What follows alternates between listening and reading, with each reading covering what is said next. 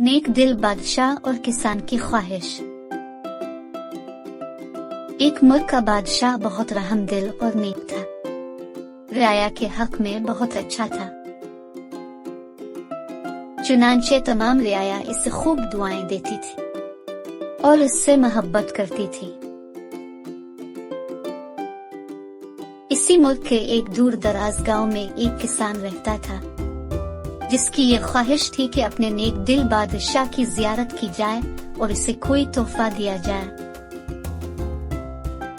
इसने अपनी बीवी से मशवरा किया कि मैं बादशाह को मिलने के लिए जाना चाहता हूँ और मेरी ख्वाहिश है कि मैं उसे कोई तोहफा भी दूँ।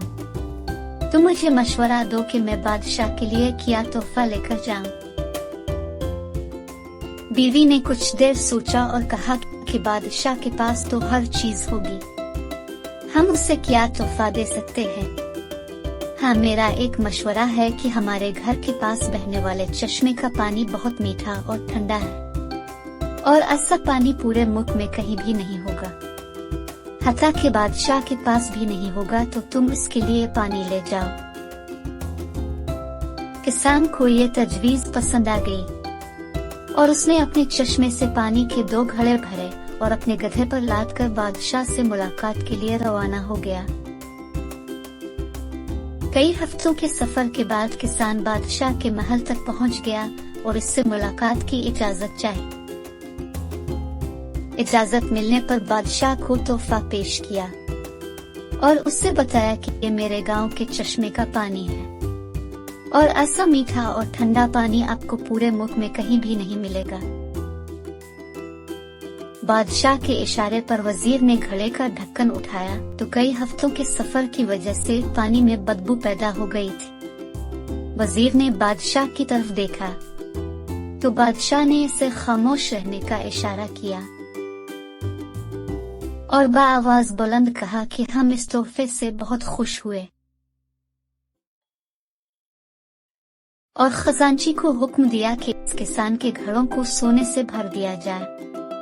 किसान बहुत खुश हुआ।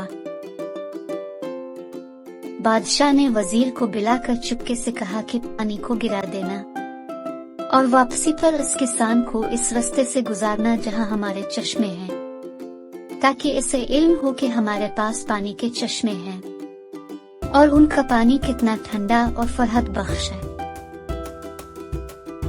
चुनांचे जब किसान को इनामात देने के बाद उन चश्मों के पास से गुजारा गया तो वो समझ गया कि इसका तोहफा कितना हकीर था, लेकिन बादशाह ने इसके हकीर तोहफे को भी कबूल करके उसे इनाम से नवाजा। इसके दिल में बादशाह के लिए मोहब्बत और अकीदत और बढ़ गई। तो दोस्तों, हमारी इबादत का भी यही हाल है। हम जो टूटी फूटी इबादत करते हैं तो हम उसे बहुत अच्छी समझते हैं और अपने मालिक के हुजूर पेश करते हैं। इन इबादत की हकीकत मालूम होने के बावजूद वो मालिकुल मुल्क न सिर्फ उन इबादत को कबूल करता है बल्कि इनाम के तौर पर बेशबहा नेमतों से भी नवाजता है, हालांकि इसे हमारी इबादतों की जरूरत नहीं है। खाल्क़े कायनात की इबादत के लिए तो इसके लाखों करोड़ों फरिश्ते ही काफी हैं।